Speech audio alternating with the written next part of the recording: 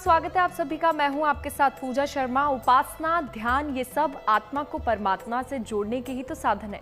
पूजा, उपासना और आराधना ईश्वर की परम कृपा दिला सकती है।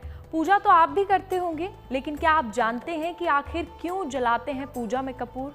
क्यों अलग अलग तेलों से दीपक जलाया जाता है? भगवान को क्यों अर्पित करते हैं प्रसाद? आज आपको बताएंगे पूजा उपासना में प्रयोग होने वाले विशेष वस्तुओं के चमत्कारी प्रभावों के बारे में। कैसे ये छोटी छोटी वस्तुएं आपकी उपासना में वरदान बन सकती हैं, जानिए।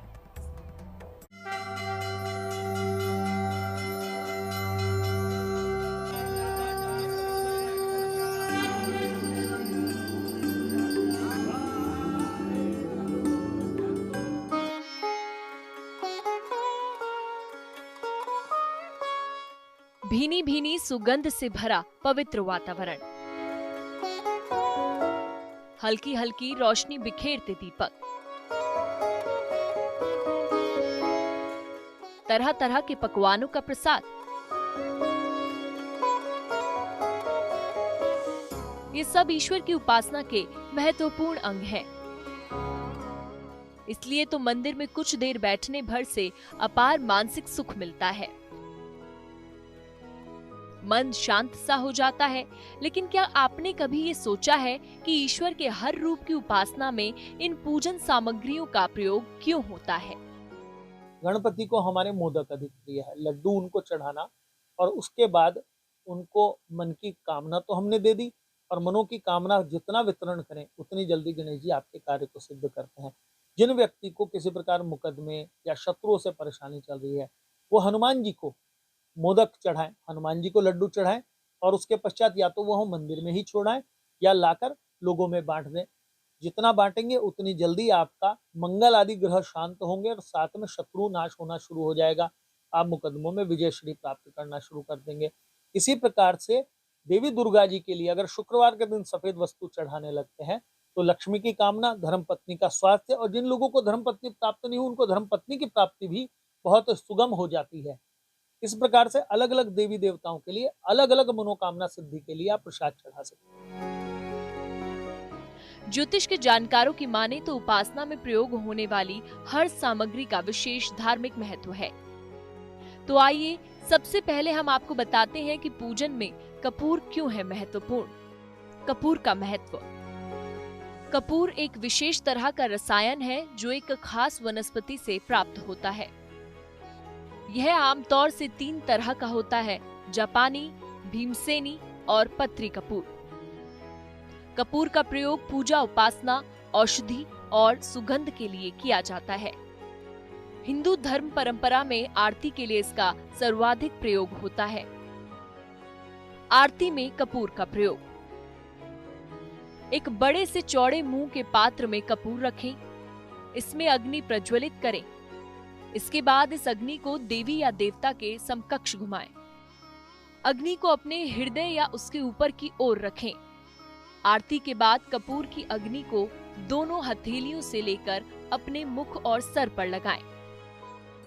पूजन के दौरान दीपक तो आप भी जलाते ही होंगे। किसी भी पूजा आराधना में बिना दीपक के पूजा उपासना संपन्न नहीं होती है। हम तीर्थ स्थानों पर जाते हैं तो दीपदान करते हैं। मंदिरों में रोजाना दीपक के जरिए ही भगवान की आरती और वंदना की जाती है। लेकिन क्या आप जानते हैं कि उपासना में दीपक जलाने की परंपरा का कारण क्या है?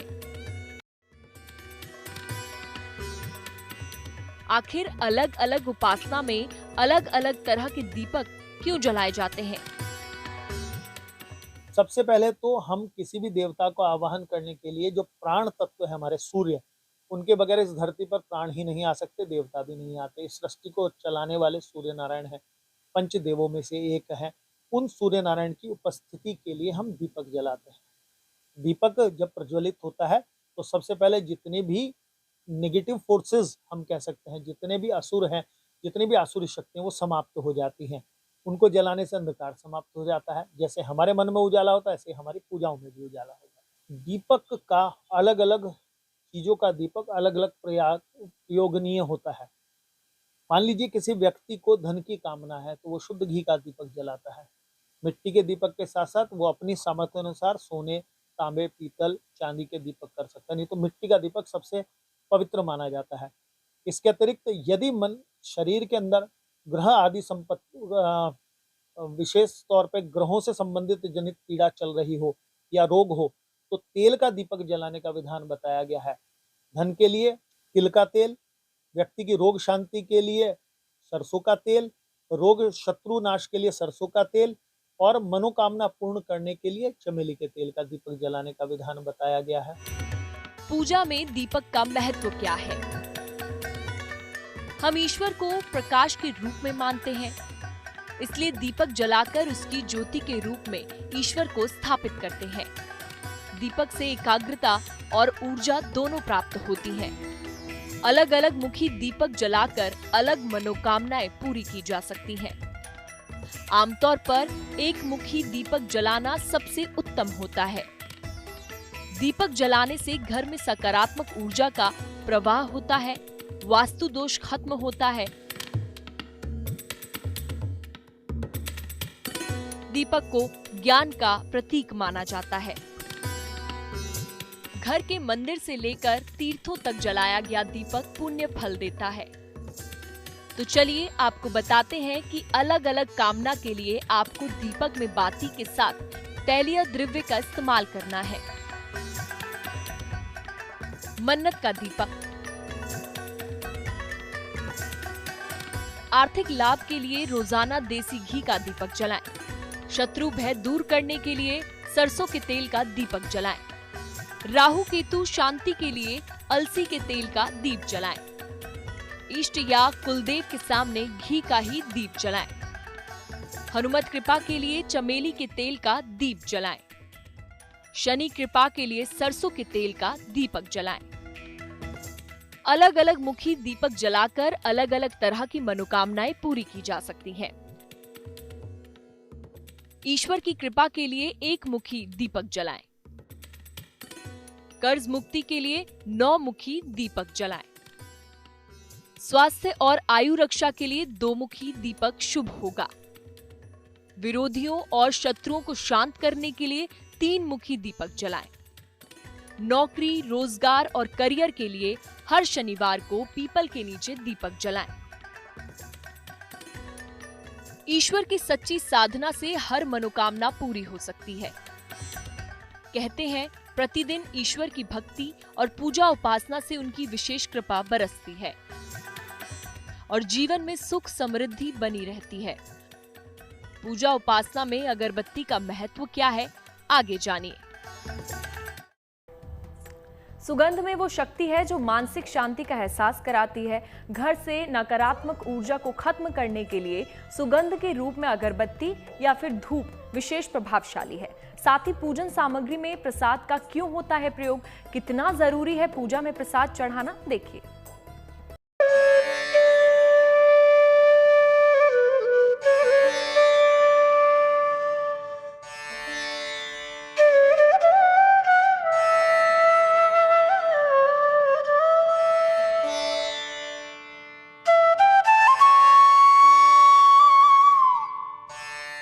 ईश्वर की उपासना में प्रयोग होने वाली सुगंध सामग्री धूप, दीप, अगरबत्ती, हवन, चंदन, इन सभी वस्तुओं का खास महत्व है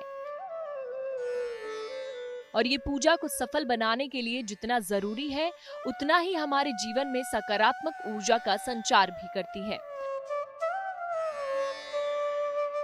अगरबत्ती भी सुगंध का एक माध्यम है जिसके प्रयोग से कई तरह के फायदे होते हैं। किसी पूजन, तर्पण, पिंडदान, हवन, देवता का आवाहन, देवता का पूजन या यंत्रों की स्थापना करने के लिए वातावरण का शुद्धता भी अति आवश्यक होती है।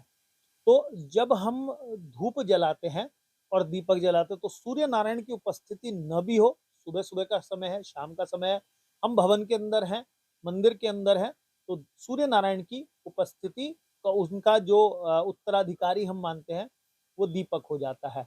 और जब हम भगवान की स्मृति में, भगवान की पूजन में प्रयोग करते हैं तो सुगंधित वातावरण करने के लिए भगवान के लिए सुगंधित वातावरण उत्पन्न करने के लिए धूप, और धूप भी जो बनी होती है विशेष प्रकार के प्रयोजनीय उनसे यज्ञ सामग्रियों से, उसका विधान बताया गया। पूजा में अगरबत्ती के विशेष प्रयोग। व्यक्ति के मन को एकाग्र करने के लिए सुगंध का प्रयोग करते हैं। तनाव घटाने के लिए भी सुगंध का प्रयोग किया जाता है। सुगंध से व्यक्ति अपने मन की तमाम चिंताओं को तुरंत दूर कर सकता है। पूजा के दौरान धूप बत्ती या अगरबत्ती का प्रयोग किया जाता है। अगरबत्ती की तुलना में धूप बत्ती का प्रयोग ज्यादा अच्छा मानते हैं। धूप बत्ती या तो पूजा के पहले जलाएं या पूजा के बाद। आमतौर पर पूजा के लिए चंदन की धूप बत्ती का प्रयोग करना उत्तम होता है।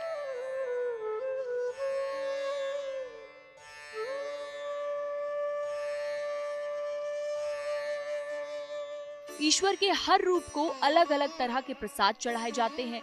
ज्योतिष के जानकारों की माने तो पूजन में प्रसाद अर्पित करना जरूरी नहीं, लेकिन जिस पूजा में प्रसाद शामिल हो उसे उत्तम माना जाता है। प्रसाद का अर्थ ये है, भगवान को हम भोग देते हैं। भोग भगवान लौकिक रूप से स्वीकार नहीं करते। भोग का अर्थ है, प्रसाद का अर्थ है हमारे मन की कामना उनको भेंट करना। व्यक्ति जैसे गणेश जी को लड्डू अति प्रिय है, किसी भी चीज से ज्यादा मोदक उनको चढ़ाएंगे तो भगवान आपकी मनोकामना सुन लेते हैं। ऐसे ही अगर आप हनुमान जी को जाकर उनको बूंदी का लड्डू या बेसन का लड्डू चढ़ाते हैं तो हनुमान जी आपके मन की कामना सुन लेते हैं। प्रसाद भगवान स्वीकार नहीं करते, आपके मन की भावना स्वीकार कर लेते हैं, और वो पुजारी जी तो आपको भगवान के नाम पे वापस दे देते हैं। तो आप अपनी मनोकामना चाहते हैं तो भेंट अवश्य करें, प्रसाद वितरण करें। भगवान को चढ़ाने के बाद जितना बांटेंगे आपकी मनोकामना उतनी जल्दी ही सिद्ध होती चली जाएगी। ये अलग अलग कथाएं हैं। जैसे गणेश जी को किसी भी स्थिति में तुलसी नहीं चढ़ाई जाती, उनको तुलसी को छोड़ के कोई भी पुष्प चढ़ा सकते हैं, उनको प्रिय है। लेकिन वही शब्द क्या आया है कि दुर्गा जी को हम दूर्वा नहीं चढ़ा सकते, तो लेकिन उनको कोई भी पुष्प चढ़ा सकते। जो भगवान शिव को प्रिय है वो भगवान माता को भी है ना प्रिय हो जाता है। परंतु विशेष तौर पे जैसे गणेश जी को दुर्वा छोड़कर सभी पुष्प चढ़ा सकते हैं। हर देवी देवताओं का अलग अलग कथाएं हैं, उनको निषेध है। जैसे भगवान शिव को केतकी का फूल नहीं चढ़ा सकते, माता को हम दुर्वा नहीं चढ़ा सकते। पूजा उपासना में प्रसाद का महत्व। ईश्वर की कृपा को अपने अंदर लाने के लिए प्रसाद चढ़ाते हैं। प्रसाद चढ़ाने के बाद प्रसाद ग्रहण भी किया जाता है। प्रसाद के बिना भी पूजा हो सकती है, लेकिन पूजा में प्रसाद हो तो ज्यादा अच्छा होगा। प्रसाद में कोई भी सात्विक चीज चढ़ा सकते हैं। फल, मिठाई और जल भी प्रसाद के रूप में चढ़ाया जा सकता है। कुछ ना हो सके तो शक्कर चढ़ाना उत्तम होता है। सफेद वस्तुओं का प्रसाद सबसे उत्तम माना जाता है। ईश्वर की उपासना में दीप, अगरबत्ती, कपूर, प्रसाद का प्रयोग तो आपने पहले भी कई बार किया होगा, लेकिन अब आपको इन पूजन सामग्रियों का महत्व भी मालूम होना चाहिए। इसलिए अब आपकी हर पूजा, हर उपासना विशेष रूप से आनंददायी होगी।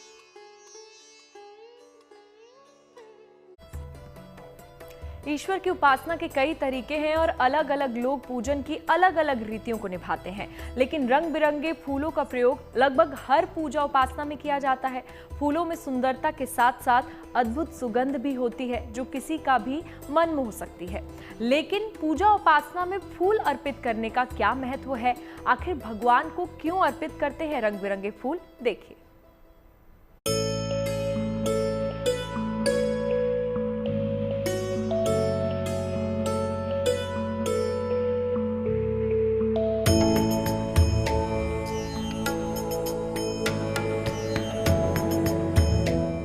पूजा उपासना में प्रयोग होने वाले फूल ईश्वर और इंसान के संबंधों को और भी गहरा कर देते हैं। धार्मिक मान्यताओं में फूलों का प्रयोग पूजा और उपासना के लिए किया जाता है। मान्यता है कि इससे ईश्वर की कृपा बहुत ही जल्दी मिलती है।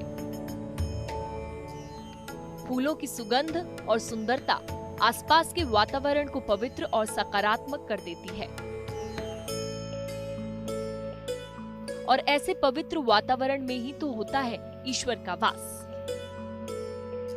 फूलों का सीधा सीधा आप इस बात से अंदाजा लगा सकते हैं कि स्पष्ट वर्णन आता है धर्म सिंधु से लेकर अलग अलग उसमें भी कि अलग अलग देवताओं को अलग अलग पुष्प है, परंतु विधान यह है कि सुगंधित होने चाहिए और रंग युक्त होने चाहिए। सफेद पुष्प पितरों के अतिरिक्त ज्यादातर निषेध किया गया कि देवताओं के पूजन में नहीं करें, और जिसमें गंध ना हो, रंग ना हो, वो देवताओं को प्रिय नहीं होती है। फूलों का पूजा उपासना में महत्व। फूल हमारी श्रद्धा और भावना का प्रतीक है। ये हमारी मानसिक स्थितियों को भी बताते हैं। फूलों के अलग अलग रंग और सुगंध अलग तरह के प्रभाव पैदा करते हैं। पूजा में वास्तविक फूल भी अर्पित कर सकते हैं और मानसिक भी। पूजन और जीवन में हर फूल का अपना अलग महत्व है। फूलों की सुगंध वातावरण को इतना शुद्ध कर देती है कि ईश्वर की कृपा सहज ही मिल जाती है। पूजा में फूल अर्पित करना कितना आवश्यक है। ईश्वर को फूल चढ़ाकर हम अपनी भावनाएं व्यक्त करते हैं। स्वयं भी फूलों का प्रयोग करके हम अपने मन को बेहतर करने का प्रयत्न करते हैं। अलग अलग रंग और सुगंध के फूल अलग अलग तरह की भावनाएं दर्शाते हैं। ये फूल मानसिक भी हो सकते हैं और वास्तविक भी। इन्हें अपने इष्ट देव को अर्पित करना चाहिए। फूल केवल खूबसूरत और खुशबूदार ही नहीं होते, चमत्कारी ऊर्जा से भरपूर भी होते हैं। पूजन सामग्री में इनके नियमित प्रयोग से आपका मन और जीवन महकने लगेगा।